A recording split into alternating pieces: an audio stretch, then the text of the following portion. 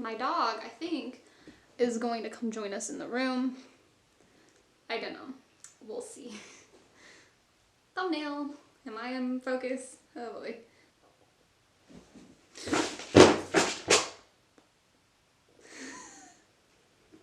Going great. This is going great. I only have 5 books, and yet somehow I can't even hold these 5 books that I have. Hello, and welcome to another video. Today we are going to be talking about my January wrap-up, which is all the books that I read in the month of January. I think I did pretty good. I'll explain why in a second, because it's really not that great, but I think I did really good considering the circumstances. Am I in focus? I'm going to lose my mind with this camera. Hold up. Alright, I've got to be in focus now. There's no way I'm not. Ooh, my god. Okay. Anyways, in the month of January, I managed to read 5 books, which, if we're going off of my Goodreads challenge, which is only at 50 books right now, I'm 1 book ahead. But if we're going off of I want to read 100 books this year, I'm 3 books behind. So I'm going with the Goodreads one because that one makes me feel like I'm like making progress, while the other one makes me feel like shit, I'm behind. But anyways, I think I did really good considering the fact that I didn't actually start reading until like January 20th.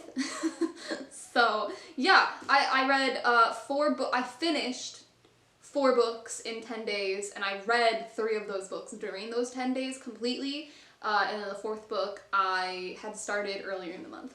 So let's just jump right in and start talking about the books that I read this month.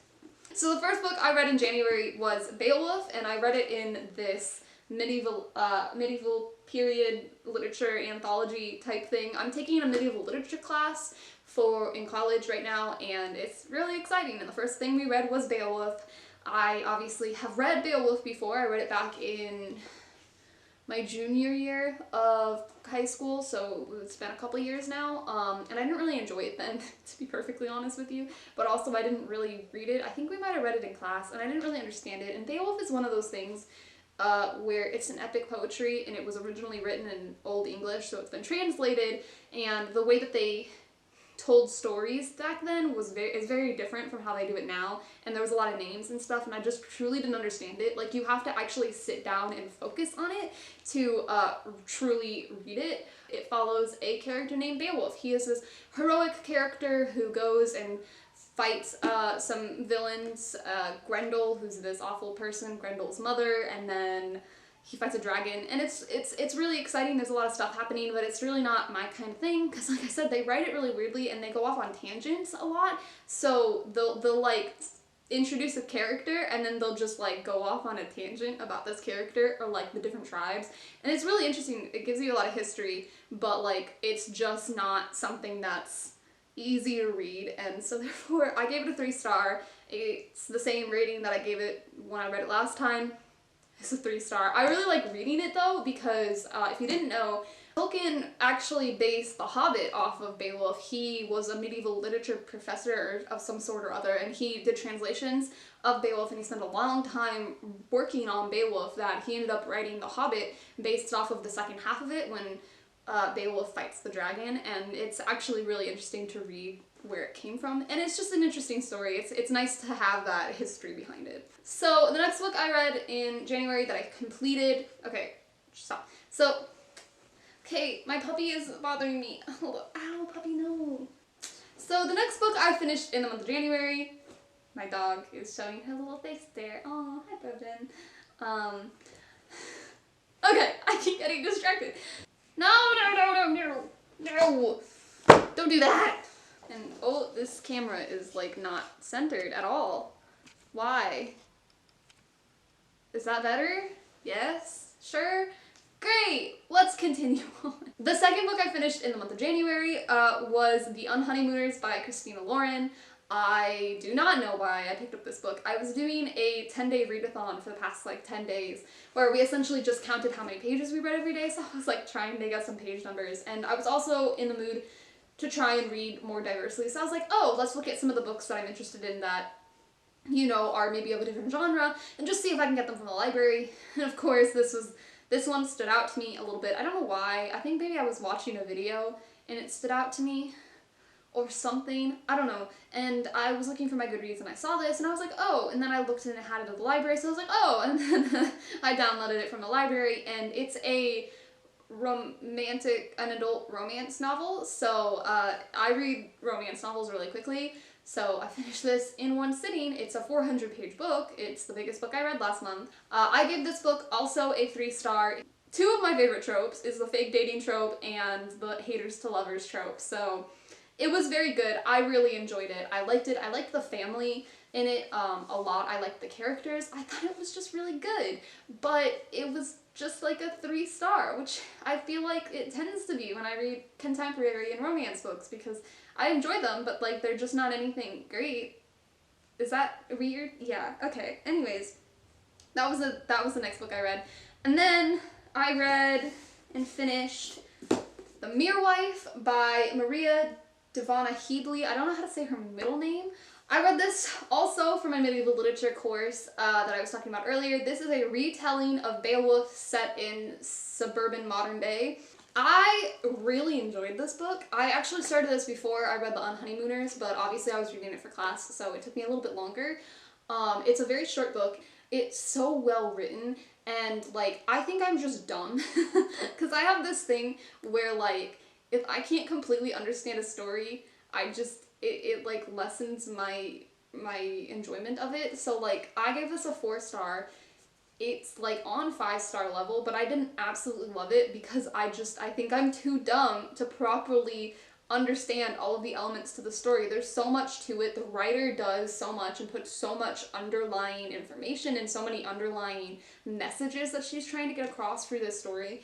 It is a Beowulf retelling, but it kind of flips it on its head in the sense that it follows Grendel's mother as the main character. If you don't know Beowulf's original story, I kind of explained it earlier, but Beowulf fights these monsters, villains, evil people. One of them is Grendel, and he is supposed to be like a demon descendant of Cain, who was the first murderer. If you know anything about, religion? That's the word. Religion.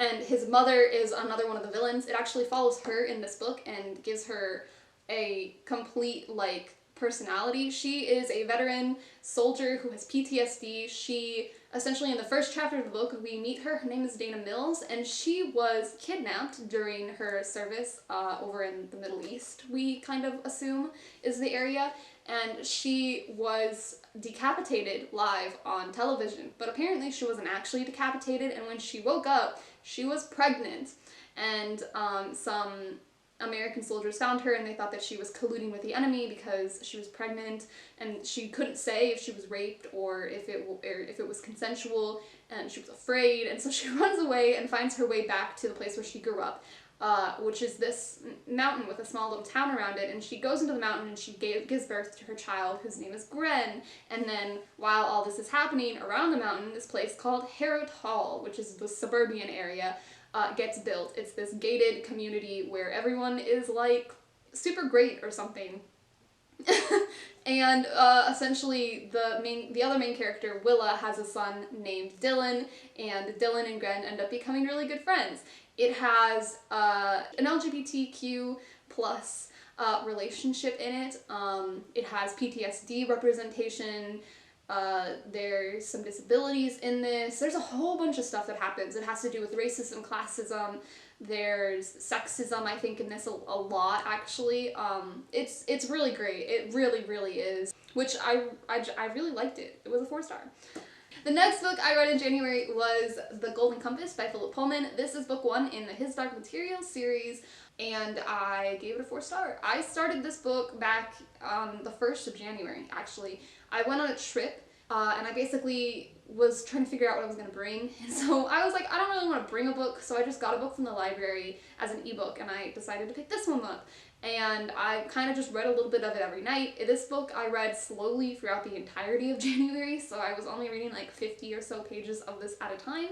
And I really liked it. I think it's because I took my time with it and just really got to get to know the characters and spend time with them, which I really enjoyed. There's something called an alethiometer, which is a truth compass. It's what the Golden Compass is talking about on the front. There's armored bears.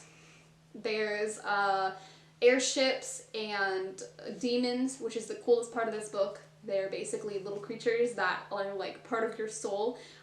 Essentially you're connected to them. They can't go a far distance from you, and you guys are one and the same. They can change shape up until you hit puberty, and then they take a shape for the rest of their lives. And it's just really cool. It's a really cool idea. I was really enjoying it. I gave it a 4-star because I didn't absolutely love it, but I did really, really like it. And I'm very excited to continue with this series. The last book I read in the month of January was Eric. This is book 9 in the Discworld series, and book 4 in the Rincewind plot genre series. I don't know, because I can't say Discworld series and then book 4 in the Rincewind series, because it's not, they're all the Discworld series. It's like the Rincewind path of the Discworld series. Yeah, that's the easiest way to explain it. This is also a really short book. I listened to it on audio because I listen to most of the Discworld books on audio. This is a very long series, so yes, I'm on book 9, and I've been reading this series for a couple of years, and yeah, I loved this book. I gave it a 4 stars. I haven't given any of the Discworld books 5 stars yet, which you would think would be like, so why do you keep reading them? But like, they're so fun. Essentially, last we see of Rincewind, he's getting blown up by a sorcerer, and he's now stuck in some place called the Dungeon Dimension. And he can only return if a series of circumstances get lined up, and reality gets weakened, and it's like a 1 in a million chance. But of course, as we learn in the Discworld books, a 1 in a million chance is exactly what you need to get exactly what you want, and Rincewind finds himself in this room with a demonologist called Eric Thursley, who is actually a 14-year-old boy who wants to make 3 ridiculous witches. However, he was looking for a demon, and Rincewind is a wizard. A very bad wizard at that. He's not a very good wizard. And so Rincewind's like, bro, I can't do what you want me to do. I'm a wizard, I'm not a demon. And he's like, oh really, I don't believe you, because demons lie. And so, they go on this adventure, and Rincewind's like, oh really, you think I'm just gonna, snap my fingers and things are gonna happen? And he snaps his fingers and things happen, and his wishes kind of start to become reality. And so they go through this journey of going through all of Eric Thursley's ridiculous wishes. Yeah, and then they find their way to hell, and it's very entertaining. All of the Discworld books are just so entertaining. They're so nonsensical, but in the best of ways. So if you haven't read them, 100% recommend. If you guys want me to make a video about how to read the Discworld books, I would also love to do that, because there's a couple of different ways, and I feel like new people can get really intimidated by the fact that there's 43 books, and then like all of the books follow different characters. It's a whole thing, but I would love to make a video on it if you guys would like me to. Anyways, those are the 5 books that I read in January. I gave 3 4 stars and 2 3 stars, no 5 stars, no 2 stars, or 1 stars this month, which is okay. I'm very excited for February though, because I'm back in my reading groove, and there's so many things that I want to read, and I'm just gonna DNF things that I'm not interested in. So, anyways, that is all for this video. Thank you guys so much for watching. I can't even say my own outro, and I will see you guys in the next one. I have a lot of videos planned that I need to edit that I have already filmed, actually, so this video is going to be going up before the other ones that I've already filmed, because those ones require a lot more editing than this one will. Yeah. Anyways, I'll see you guys next time. Have a wonderful day. Bye!